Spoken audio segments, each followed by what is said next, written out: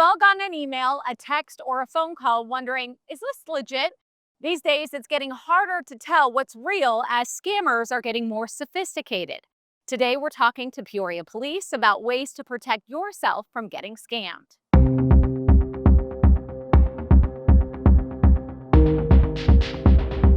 Detective Miller, thank you for joining us. We hear the same tragic story often in the news. Somebody getting scammed out of thousands and thousands of dollars, sometimes their life savings.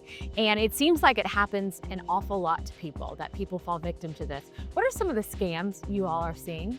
So here in Peoria, a lot of the scams that we are seeing are involving things such as romance scam, where a person will be contacted online. They'll fall into a romance with the bad guy, and then eventually they will take that money and the conversation will switch to money, and they'll have them send funds over to the bad guy, and then obviously there's no relationship whatsoever. Wow. As well as we're seeing lottery sweepstakes scams where the person will be told that they won a lottery, but they need to pay taxes up front. They will be provided payment information for that, and they'll transfer money over, and obviously there's no winnings whatsoever. And then additionally, we are seeing people getting contacted saying that if they have Wells Fargo or Bank of America, that there's a data breach and they need to take their money out of their bank account and move it to another account to protect it. When you talk about these scammers approaching these victims and then asking for the money, they utilize a lot of these cryptocurrency ATMs to get the money from them. Yes. So they will either have them pay through wire transfer, or they'll have them go directly to a cryptocurrency ATM and insert money into there to make whatever payment that they have to make. Everyone always says, well, that'll never happen to me.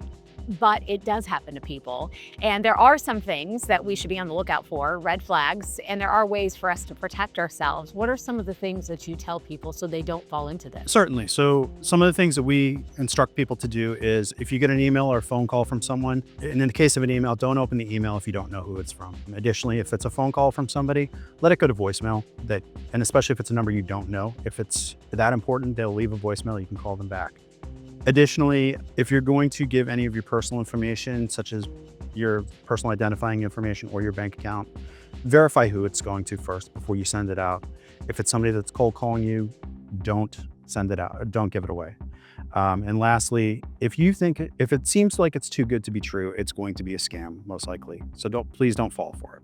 And lastly, I know something that you all within the police department are doing is just putting some of these reminders in various places where people may fall into something that they don't want to be a part of. Yes. So here in town, we've actually identified all the crypto ATM machines that are here. And what we're doing as a public service announcement sort of thing is we're going out and we're actually putting flyers up in front of them, hopefully to prevent, they'll read it before they send money off and save them from being a victim. Well, wonderful information, and it's good for all of us to be aware of. So thank you very much. Thank you. As always, thanks for watching, and be on the lookout for more episodes as we focus on the issues that matter to you.